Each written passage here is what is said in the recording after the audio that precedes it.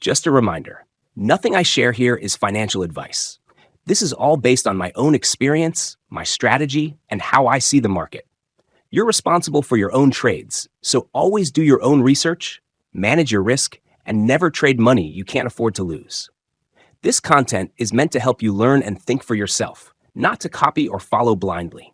Let's keep it educational and intentional. Hello guys, welcome to the new week. Let's have a look at the weekly time frame.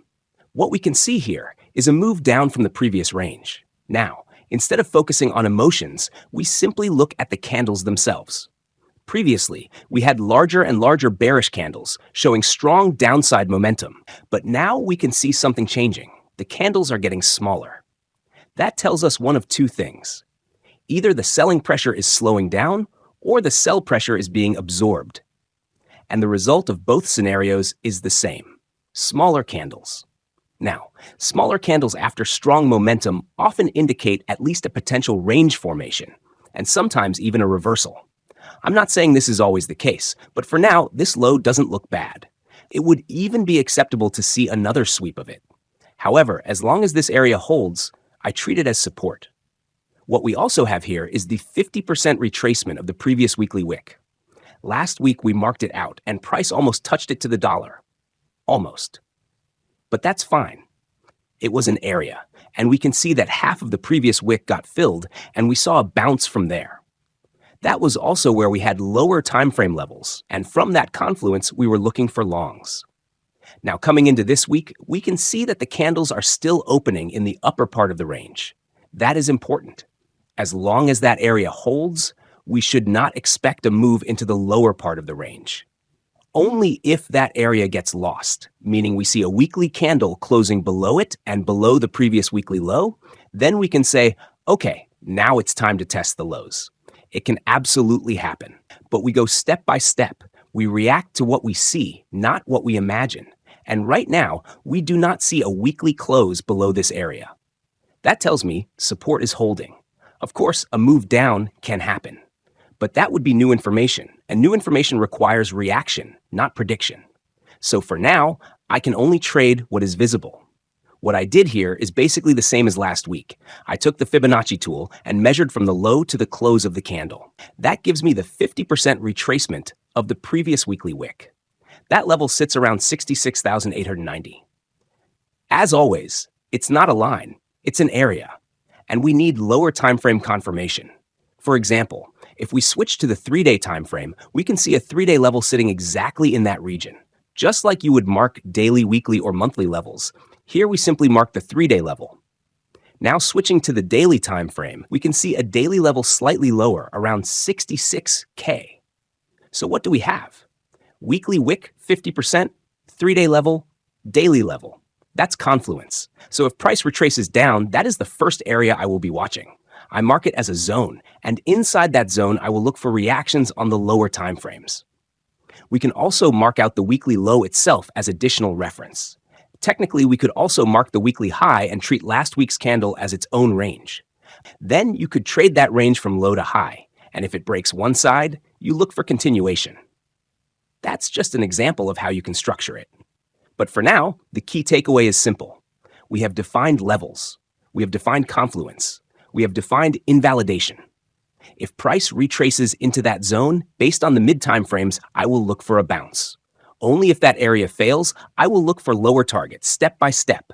Looking here at the monthly average times, we can see that the averages for the low and almost for the high have already been reached.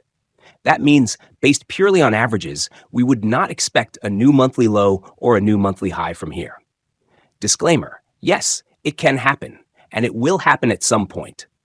Some months during the year will break these averages. And very often when that happens, we can see continuation in that direction afterwards. Which means, if we start printing a new low after the average is already reached, the probability of pushing into lower levels increases. Same concept applies to the high. But for now, if I trade based on averages, I can say if I don't expect a new monthly low and high, then potentially I can continue to trade the range, or at least trade this move as a range environment. So, if price comes down, I'm looking for levels and a higher low first. That's what I did last week, and that's what I do this week as well. Meaning, If price comes down, I will look for a long setup on a higher low or an SFP of the previous week. For the upside, based on averages, we also would not expect a new monthly high. The monthly open is up here, sitting on the daily order block. So for me, if we start moving toward that level, I want to take more profits into that area and potentially look for a short if we continue to see price ranging down through low. It doesn't have to happen exactly at high because currently we already have our range high. But again, step by step. So the plan is, if we move up into that level, look for an SFP. If we break above, then I expect the daily OB to be the next level to get tagged. Same logic as on the downside. We have a low and a support area, and right now price is holding the upper part of the range.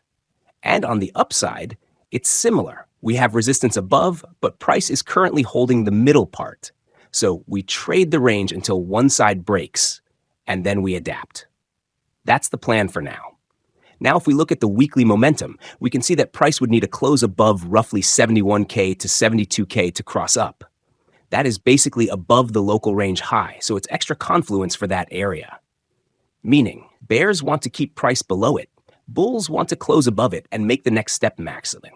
For us, it's simple. Trade the range until one side breaks, and if it breaks, we can potentially get a runner, preferably to the upside, of course, but I'm also ready if it moves lower. So with that, we now have a rough plan for both scenarios, step by step. Now we look at the timing. The time window we are looking at is the 202-day cycle we talked about in previous videos, and we are currently in the time window for this cycle low to be formed. Whether it will just be a range or lead to a move higher still needs to be seen. If this level holds, and this is the low, then yes, at some point we could see a move up in a bullish case, for example, to the next higher levels. In a bearish case, it would just be a move before another leg down. However, what I would look at in that scenario is that price does not move significantly lower, and instead, for example, just SFPs the lows. We will look at that if we get this scenario. For now, we can only prepare for it. It does not have to happen. Anyway, based on this cycle, we are approaching the point where a reversal could occur. How this reversal will look, we will find out soon. Switching to the daily cycle, we see that as it stands now, it has printed a low, but it is still not confirmed since we did not have a breakout of the bearish trend. However, we already have early signs. So if this low holds, then we can also expect some form of reversal. However, we need to keep in mind that a reversal could also lead to a range similar to what we had previously, meaning another month of sideways movement within this range. What that would mean for the monthly time frame is the following. If we look at the momentum on the monthly time frame, we can see it is still falling. That means the monthly pressure is down and will remain down as long as Bitcoin does not close above 150KK this month, which is unlikely. That is why I can say the pressure will likely remain down and momentum will print lower next month. Then we will have a new number to work with. What we need to keep an eye on is whether price actually manages to stay where it is and avoid making significant new lows. An SFP is of course fine, or a small deviation. But if price holds this area for a few months, then the monthly momentum resets. Historically, that has been how bear market bottoms were formed, similar to what we saw on the 2-week time frame and on the weekly as well. So overall, we are now potentially looking at a bear market bottom formation already at the beginning of the year. If we do not see significant new lows and time continues to pass, it will favor the bullish side sooner or later, especially when combined with the power law chart that I showed, since price-wise, we are also close to the bottom. That should all make sense. Additionally, the idea that this bear market might not be a classic one, as I explained in previous videos, still carries weight for me. It would surprise many people if this is the bottom, or if we are close to it, without seeing the usual 70% or 80% move down, and instead printing a higher low. I think that would surprise a lot of people, but whether it happens or not, we will see. For now, I am treating this area as support and the power law as well. If it breaks for the first time in history, so be it.